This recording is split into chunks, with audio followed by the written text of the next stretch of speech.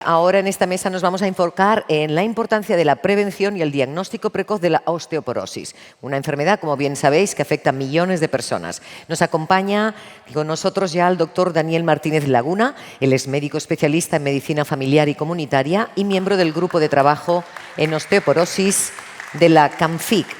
Bueno, Daniel ha dedicado gran parte de su carrera a investigar los factores de riesgo y la epidemiología de la osteoporosis, participando en múltiples proyectos multidisciplinarios con otras sociedades científicas. Además, creo que vamos a contar con el valioso testimonio de una paciente. Pues todo tuyo, doctor Daniel Martínez Laguna, bienvenido y muchas gracias por unirte al Congreso este año. Bueno, primero de todo, agradecer a la organización la invitación. Yo creo que es muy interesante, ¿no? Espero no pisar, bueno, muchas de las cosas que se han dicho previamente las vais a escuchar. Yo soy médico de atención primaria de ciudad, pero espero ser de estos buenos, ¿no? Y que sea interesante. Bueno, estos son mis conflictos de intereses y básicamente yo creo que lo primero de todo, que parece una tontería, ¿no? Que estemos hablando de qué es la osteoporosis, pero yo creo que la definición es muy importante. La osteoporosis es una enfermedad esquelética, ¿no? Que se caracteriza por una disminución de la resistencia ósea, ¿vale? Y el concepto de resistencia ósea engloba dos cosas. Una es la masa ósea, la densidad mineral ósea, eso que están ahora midiendo fuera, pero también engloba otro concepto que nos es más difícil de valorar, que es la calidad ósea, ¿no? Cómo es de bueno nuestro hueso, ¿no? Y es una enfermedad que básicamente a lo que va a predisponer es a la aparición de fracturas. En el año 94 la OMS marcó como criterios diagnósticos los criterios de la densitometría pura y dura, ¿no? Una T-score por debajo de menos 2,5 era una osteoporosis. Yo, que no me gusta el palabrejo osteopenia porque es como ya un poco feo, ¿no? Pues no yo, sino muchos compañeros hablamos de baja masa ósea cuando la masa está entre menos 1 y menos 2,49 y la masa normal. Y se habla de osteoporosis establecida cuando tienes una osteoporosis densitométrica y has tenido una fractura. La verdad es que, y esto va muy ligado con el tema del consenso Delphi, lo que se vio es que esta definición no englobaba toda la situación, precisamente por lo que se hablaba hace un momento, que hay muchas fracturas osteoporóticas que se producen en pacientes que tienen una baja masa ósea. Y en el año 2015 se modificó esta definición y además de considerarse la osteoporosis densitométrica, la clásica, se añadió que podemos decir que una paciente tiene osteoporosis cuando ha tenido una fractura femoral, independientemente de cuál sea el valor de su masa ósea, cuando ha tenido una fractura de alguna otra localización y tiene una baja masa ósea, y una cuarta situación sería utilizando una escala de riesgo, en este caso el FRAX, y que tiene unas puntuaciones que estas son las que marcan para Estados Unidos. Pero básicamente lo que quería que les quedase es la idea de que el diagnóstico de osteoporosis ya no es solo densitométrico, sino que incluye la presencia de la fractura. Hablamos de fracturas, ¿no? Y como muy bien ha comentado Rafa, para mí Rafa es que amigo, las fracturas, la osteoporosis es una enfermedad silente, no provoca ningún síntoma hasta que se produce su principal complicación. Y su principal complicación son las fracturas, ¿no? Distinguimos, y esto los clínicos somos un poco tiquismiquis, distinguimos entre fracturas traumáticas, ¿no? Si yo ahora pego una carrera y me caigo de aquí, pues seguramente será una fractura traumática, pero si yo ahora me cayese aquí, en el mismo escenario, desde mi propia altura, y me rompiese, lo que tendría sería una fractura por fragilidad, aquella que se produce por un traumatismo de baja inercia, ¿no? Y estas clásicamente son las que se asocian a la osteoporosis, pero no debemos olvidar que un paciente con osteoporosis tiene más probabilidad de, ante una fractura, ante un traumatismo con inercia, romperse que no uno que no tiene osteoporosis. Y se relacionan básicamente, pues eso, con la edad y con el riesgo de caídas. Para poner un poco magnitud, ¿no? Bueno, yo pienso que los hombres aquí somos un poco los olvidados, ¿no? Porque de hecho pasa mucho en la consulta. Yo recuerdo de un paciente hombre que le dije que tenía osteoporosis y me dice, no, eso es de mujeres. Y es literal. Digo, no, es una enfermedad que afecta a hombres y a mujeres, aunque si bien es cierto que afecta mucho más a la mujer, ¿no? Esto se estima que en España hay unos 600.000 hombres con osteoporosis y más de 2 millones de mujeres con osteoporosis. Y vemos que, que un 9% de los hombres de más de 50 años tienen riesgo de tener una fractura de cadera y el 10% de las mujeres. Y en el año 2017 se estima que en España se produjeron 330.000 fracturas, que son muchas, ¿no? Y ya ven que casi una cuarta parte era una fractura de cadera, pero las otras también tienen un porcentaje importante. Y la fractura tiene, lo que les decía, aparte bueno, uno cuando piensa en una fractura piensa en un yeso, una intervención, ¿no? Y una rehabilitación. Y esto es lo que cuando uno piensa en una fractura. Pero es que las fracturas, y como muy bien comentaba el doctor Micó, no solo la de cadera, el resto de fracturas se asocian a un aumento de la mortalidad. La gente se muere después de tener una fractura, no solo de cadera, ¿vale? Y también se asocia a mucha morbilidad, perdemos funcionalidad. En mi consulta es muy habitual gente mayor de edad avanzada que ha tenido, por ejemplo, una fractura humeral que no se opera, que les ponen el cabestrillo durante el tiempo que pertoca y probablemente ya no podrá levantar el brazo para coger lo que sea, ¿no? Y esto es una realidad, con lo cual hay que pensar que las fracturas no solo es un yeso, una rehabilitación, sino que tienen una serie de complicaciones que muchas veces nos olvidamos de tenerlas en cuenta. Y además, como con los años, por suerte, vamos a ir envejeciendo, el envejecimiento no es un problema, es un logro de nuestra sociedad, pero esto se verá asociado a un aumento del número de fracturas que veremos, ¿no? Y se estima que en el año 2030 pues, habrán 420.000 fracturas en España. Bueno, la otra cosa que nos pasa a veces es, dices, bueno, he tenido una fractura, ya está, ya no hago nada, ya he fracasado, ¿no? No tengo que hacer nada. O la fractura es una oportunidad. Pues yo creo que la fractura tiene que ser una oportunidad. Es decir, podemos hacer muchas cosas después de que un paciente haya tenido una fractura. Centrándonos en la prevención de la osteoporosis, ¿no? ¿Qué podemos hacer para prevenir la osteoporosis? En general, en medicina siempre hablamos de prevención primaria cuando lo que hacemos es intervenir en pacientes que no tienen todavía la enfermedad pero tienen factores de riesgo. En prevención secundaria, cuando tienen ya la enfermedad en fases iniciales, y prevención terciaria sería pues, la persona que ya tiene la enfermedad de años de evolución y que lo que hacemos es rehabilitar. Esto, si lo escalamos al campo de la osteoporosis, hablaríamos de prevención primaria en aquellos pacientes que tienen factores de riesgo pero no han tenido fracturas, prevención secundaria cuando ha habido fractura y la prevención terciaria sería más la rehabilitación del paciente. Esto ha salido antes previamente, ¿no? En prevención primaria lo que podemos hacer es intervenir sobre factores de riesgo. Hay una serie de factores de riesgo que antes nos han comentado que son no modificables.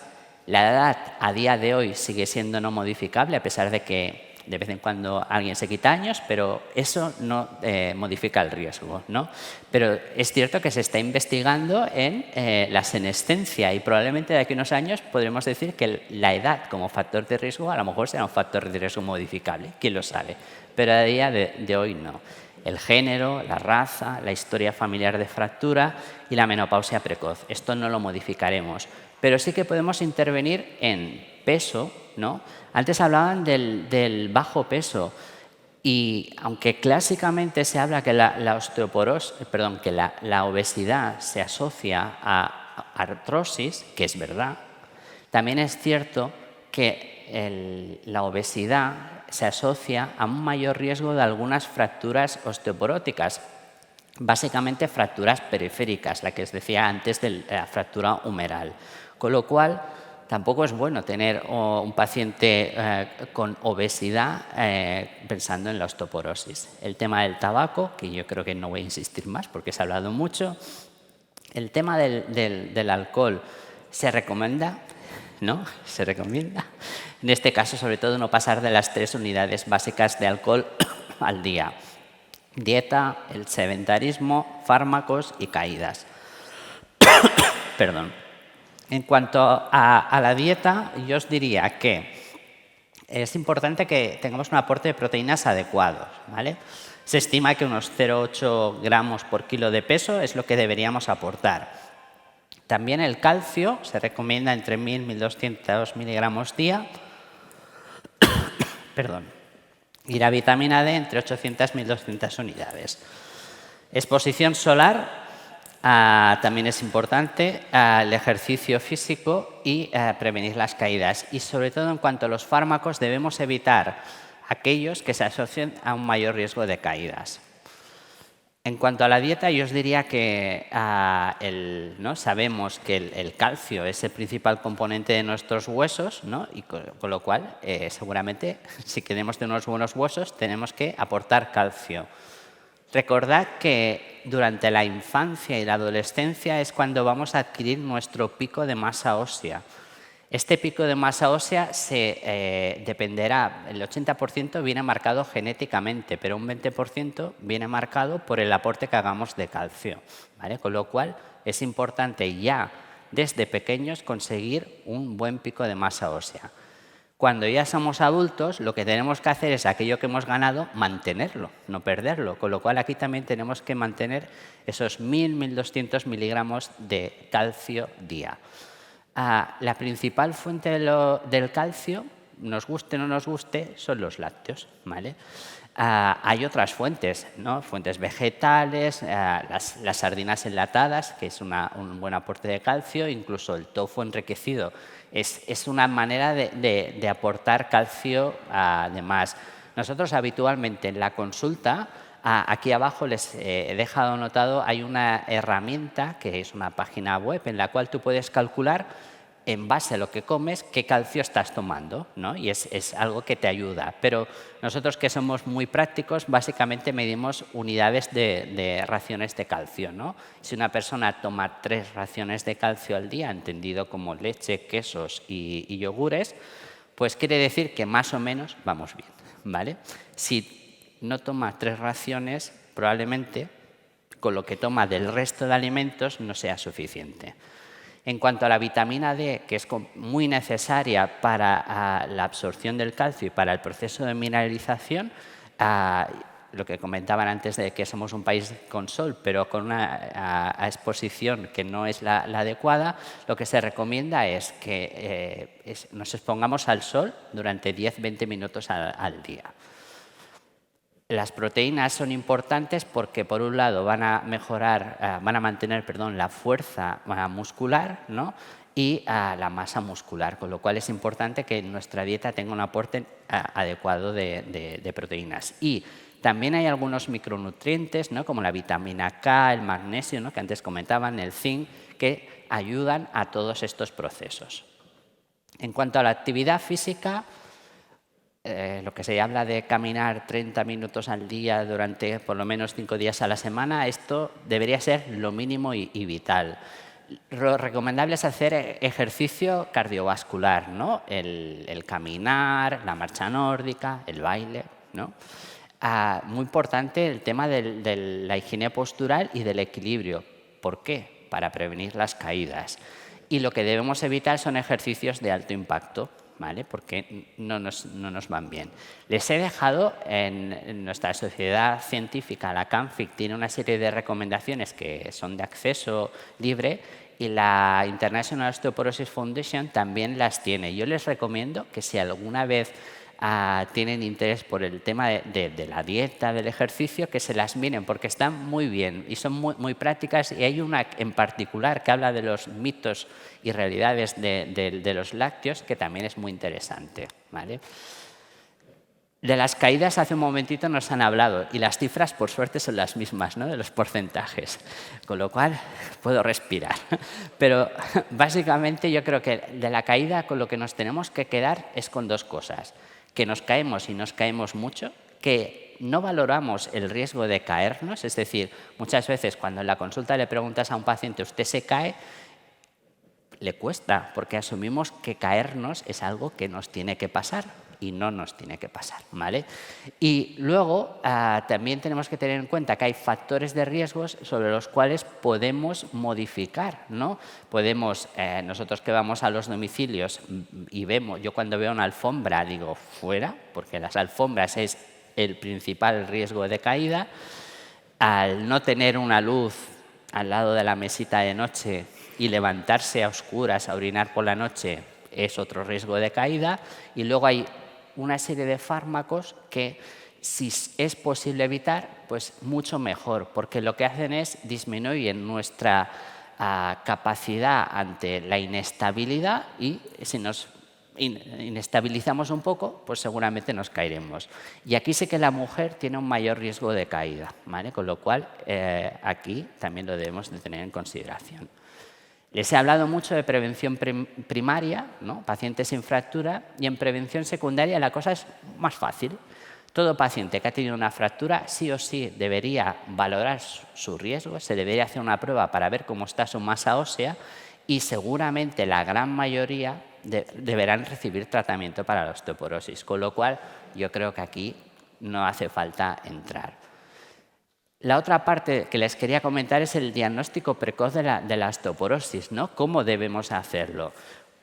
Los médicos en general somos de palabras raras, como estas de anamnesis, ¿no? Pero básicamente es preguntar a los pacientes, preguntarles el qué. Factores de riesgo, si han tenido caídas, si se han fracturado, ¿no? Debemos explorarlos. La verdad es que cada vez el peso lo llevamos bien porque vamos pesando, pero el tallar, el medir, es algo que se está perdiendo la costumbre de medir y es muy importante porque la pérdida de altura nos hará sospechar que hay una fractura vertebral que no la hemos detectado porque a lo mejor, por suerte, no produce clínica, no provoca dolor. Con lo cual es importante pesar, medir y también evaluar pues eso, el riesgo de caídas, de inestabilidad y una serie de test que nos permiten. En cuanto a pruebas complementarias, tendríamos básicamente la densitometría, que sería la diagnóstica, la radiografía, les explicaré la utilidad que tiene y luego hacemos analítica por descartar causas secundarias de osteoporosis y tenemos escalas de riesgo que nos estimarán el riesgo. La densitometría, ya saben que es un aparato, es el gold estándar, es la que nos da el diagnóstico de osteoporosis, nos da información de 3 parámetros, uno es la densidad mineral ósea, otro es nuestra densidad mineral ósea, cómo está respecto al sujeto joven sano, que sería la T-score, y la otra es la Z-score, que es cómo está nuestra masa ósea en comparación a un sujeto sano de mi misma edad, ¿de acuerdo? Y estos son los parámetros que nosotros miramos, tanto a nivel de columna lumbar como de cadera. Existen 3 aparatos y lo importante de que existan 3 aparatos es que lo ideal es siempre comparar entre el mismo aparato, ¿no? Aunque existen factores de corrección. Haremos una densitometría a una paciente que ha tenido una fractura, obviamente, a pacientes que tienen enfermedades que se asocian al riesgo de padecer fracturas o que toman fármacos que hacen perder masa ósea, ¿de acuerdo? Y en pacientes que tengan factores de riesgo. Lo que sí que no podemos recomendar a día de hoy, por un tema de la sensibilidad de la prueba y el coste que tiene, es hacer un cribado poblacional, es decir, a toda persona de X años hacer una densitometría, aunque la edad sería un factor de riesgo, pero probablemente no sería coste efectivo. Les hablaba de la radiografía, porque claro, hablábamos antes del entorno urbano. Aquí hacer una densitometría es fácil, pero según qué zonas no es tan fácil. Y hombre, ¿qué les voy a contar? Hacer 90 kilómetros en coche para hacerte una densitometría, pues a veces tampoco no es tan sencillo, ¿no? Y muchas veces lo que nos pasa es que una paciente que ha tenido una fractura vertebral, pues la densitometría no va a cambiar tanto nuestra actitud, la trataremos, con lo cual a lo mejor no nos haría falta esa densitometría para el diagnóstico. La radiografía nos sirve para detectar fracturas vertebrales porque hay 2/3 partes de estas que son asintomáticas, no provocan síntomas y muchas veces lo que van a hacer es que nosotros graduemos el riesgo de una manera diferente ante su presencia o su ausencia. Y de hecho, hacemos muchas radiografías, no por esto, sino por otros motivos, y las deberíamos de siempre valorar. Es decir, cuando tú vas con una sospecha de neumonía y, por suerte, no tienes una neumonía, pero tienes una columna que está ahí detrás y has de mirarla, ¿no? Y esto es importante que en este caso nosotros como clínicos lo tengamos en cuenta. Además, haremos radiografía ante un dolor agudo, intenso, que no mejora, ¿no? Un dolor más subagudo, crónico, sordo. Y lo que os comentaba antes, cuando ha habido una pérdida de altura, ¿no? Porque si perdemos altura, seguramente lo que está pasando es que estamos teniendo un aplastamiento vertebral. Este es el estudio PREFRAUS que el doctor Mico os comentaba que habíamos participado 40 centros de atención primaria de toda España y en el cual, pues, a pesar de que que esto es importante decirlo, somos los centros que participaron en este estudio eran médicos hipermotivados con la osteoporosis, pero a pesar de eso, pacientes con fracturas por fragilidad, poco más del 60% tenían recogido el diagnóstico de osteoporosis, con lo cual tenemos mucho que mejorar. Y este dato que es bastante llamativo es que el porcentaje de pacientes que tratamos va ligado al número de fracturas que tienen. Y es bastante triste observar pues eso, ¿no? Que el 60% reciben tratamiento después de la tercera fractura. Bueno, tenemos que mejorar mucho, ¿no? Y una quinta parte recibía el tratamiento en los primeros 90 días. Con lo cual, yo creo que este es un aspecto que nos lo guardamos para nosotros. Probablemente un responsable de esto es que la osteoporosis es una enfermedad que tratan muchos especialistas y eso a veces hace que el que pase por tantas manos uno acaba pensando que el otro se va a encargar y al final nadie se encarga de valorar el riesgo del paciente. Y esto creo que es algo que también debemos tener en cuenta. ¿A quién deberíamos valorar de forma precoz? Pues yo creo que el resumen sería, podemos valorar pensando factores de riesgo, ¿no? Una valoración cualitativa, o tenemos la posibilidad de utilizar escalas de riesgo, ¿no? Aquí les he dejado notadas unas cuantas que hay y sobre todo la importancia de las escalas de riesgo, y esto sí que se ha visto, a diferencia de la densitometría como cribado poblacional, ya tenemos estudios en los que hemos visto que utilizar una escala de riesgo en comparación a lo que se llama la práctica clínica habitual, o a lo que se hace habitualmente, pues utilizarlo se asocia a una disminución del riesgo de fracturas femorales, que esto es el estudio SCOOP, sobre todo en los pacientes de muy alto riesgo, y hay dos estudios más, y este es el metaanálisis de estos 3 estudios donde se ve esto mismo que les decía, con lo cual valorar como método de cribado el utilizar escalas de riesgo yo creo que es una herramienta muy interesante. Como se supone que estas escalas son para clínicos, aquí les he dejado anotado en la página de la International Osteoporosis Foundation.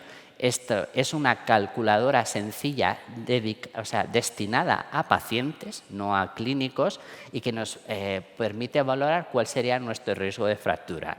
Y creo que es interesante que si uno dice, bueno, ¿y yo cómo estoy? ¿No? Pues puede utilizar esta herramienta. Para finalizar, y como resumen de todo este charla que les he querido dar, yo me quedaría con varias cosas.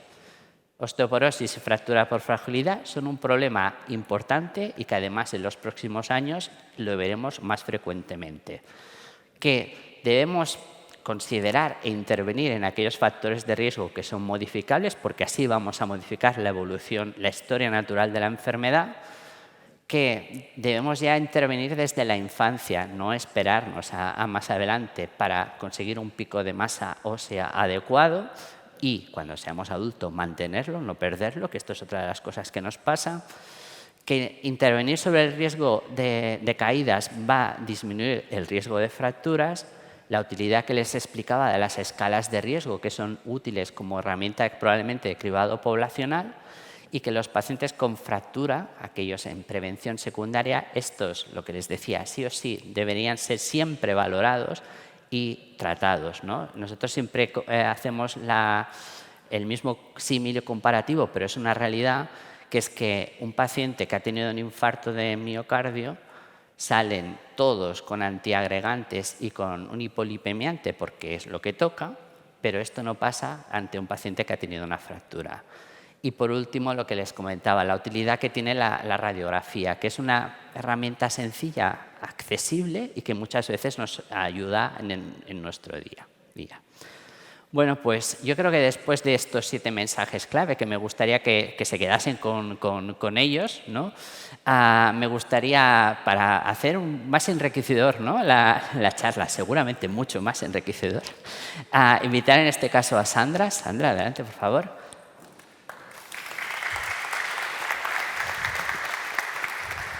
Bueno, bueno, Sandra es una paciente, de hecho es una enfermera, ¿no?, que viene de Madrid y que convive con la osteoporosis ya desde hace unos cuantos años, ¿no? Y, bueno, contrariamente a lo que o pensamos, ¿no?, cuando uno piensa en un paciente con osteoporosis, piensa en un paciente de edad avanzada y tal, pues creo que no es el caso, No es ¿no? el caso. Bueno, entonces yo creo que lo primero de todo, Sandra, me gustaría que te presentases y nos explicases tu historia vital con la osteoporosis, ¿no? ¿Cómo ha sido? Vale, bueno, buenas tardes a todos. Pues a mí me diagnosticaron osteoporosis cuando tenía 39 años y fue después de una fractura de pelvis que tuve una semana antes de dar a luz y después de tener posteriormente 7 fracturas vertebrales. Fue cuando me lo diagnosticaron. Porque, bueno, yo me quedo embarazada con 39 años.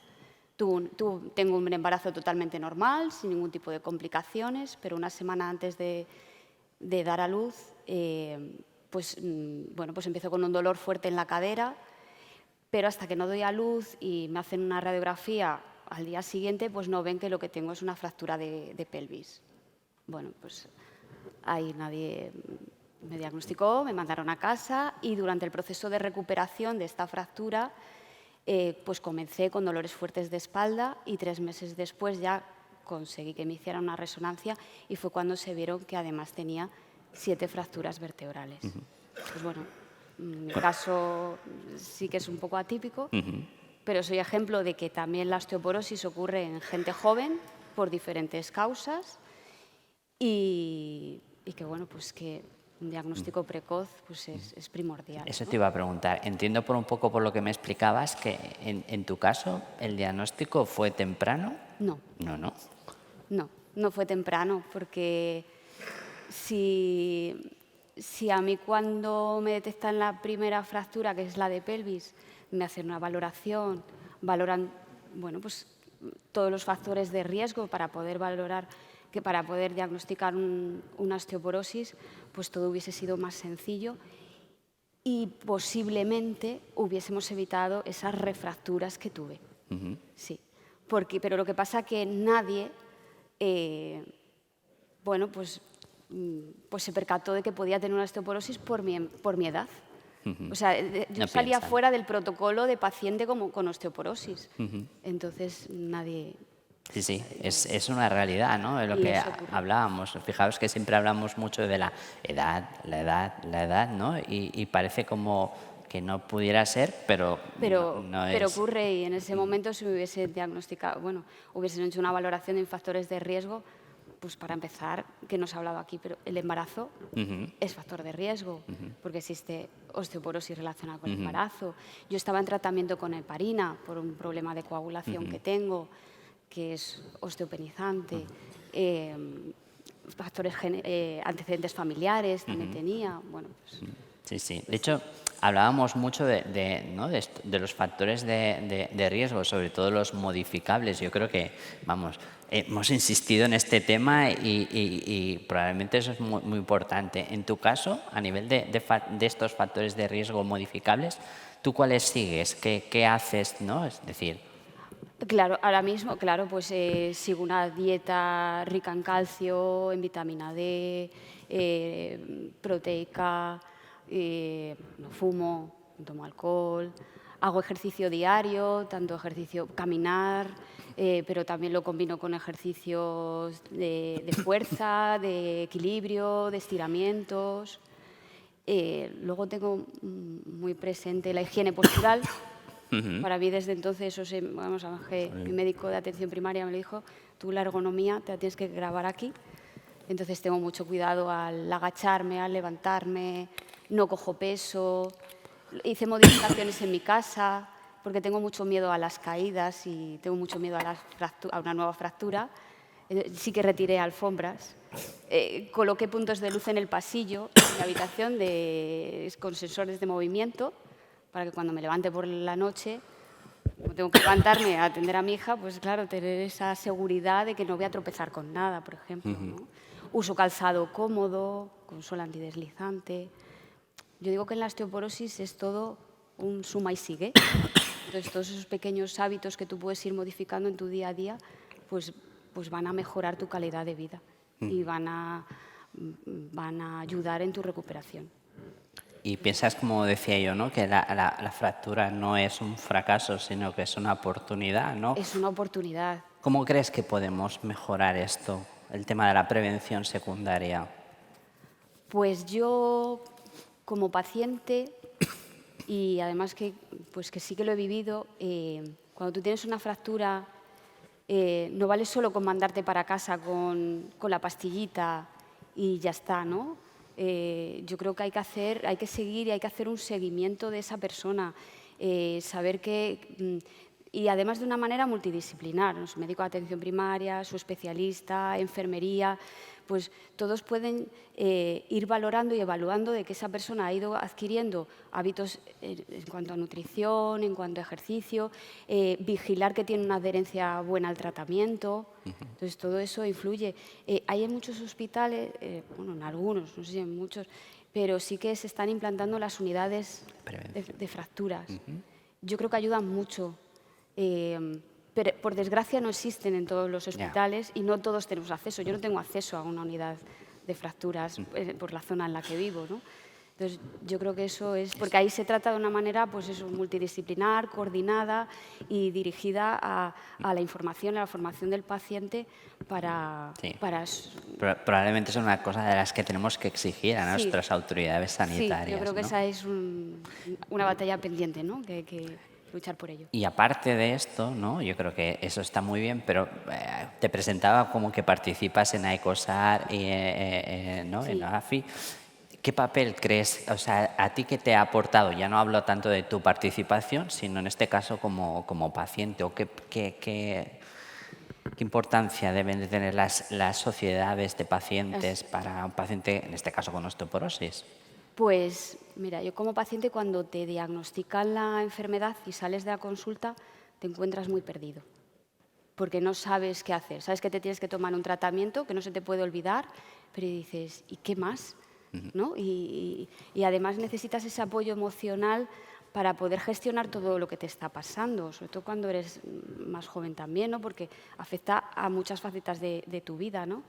Y yo siempre digo que el haber encontrado a OAFI y a AECOSAR para mí supuso un antes y un después, porque ahí encontré información y formación de mi enfermedad para poder gestionar mi día a día, poder afrontar la enfermedad sin miedos, sabiendo que se puede mejorar y eso me ayudó muchísimo en mi recuperación. Es cierto que lo encontré un tiempo después de mi diagnóstico, pero si a mí el médico me hubiese dicho, mira, te tienes que tomar este diagnóstico, el tratamiento, pero además, ¿por qué no te acercas por la asociación? A lo mejor te pueden ayudar. Me hubiese ayudado mucho al principio de mi enfermedad. Correcto. Yo creo que nos falta el recetar más estas cosas. Sí, ¿no? sí. Bueno, creo que nos hemos pasado un poquito de tiempo, pero verdaderamente, bueno, es que, insisto, lo más interesante es lo que nos acaban de contar, porque es la realidad y probablemente yo creo que es con lo que más las pacientes se pueden identificar. Muchísimas gracias, Sandra. A vosotros.